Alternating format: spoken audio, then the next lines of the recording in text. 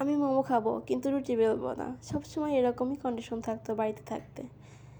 সে মা বোনদের কাছে চলতো, কিন্তু একা যখন খাবো তখন তো রুটি বেলেই খেতে হবে। সে যাই হোক, তারপরে আমি মোমো বানাতে চলে আসলাম। এখানে আমি মুরগির বুকের অংশ নিয়েছি 1 পিস। এরপর এটাকে আমি চপিং বোর্ডে চপ করে নিব।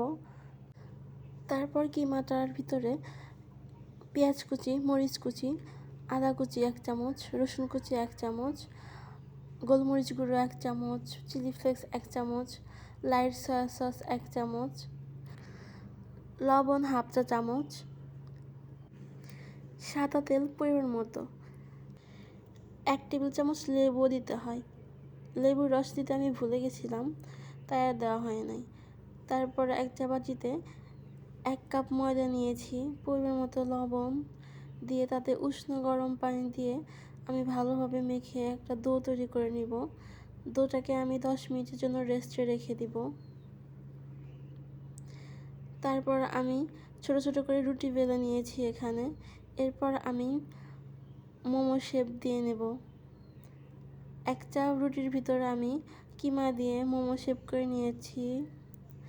যদিও আমি ভালোভাবে পারি না, তবে চেষ্টা করেছি, আমি যেভাবে পেরেছি সেভাবেই করেছি। ভিডিওতে যেভাবে দেখতে পাচ্ছেন, যে নতুন কখনো মোমো বানায় নাই সেও এভাবে মোমোর শেপটা দিতে পারবে আশা করি।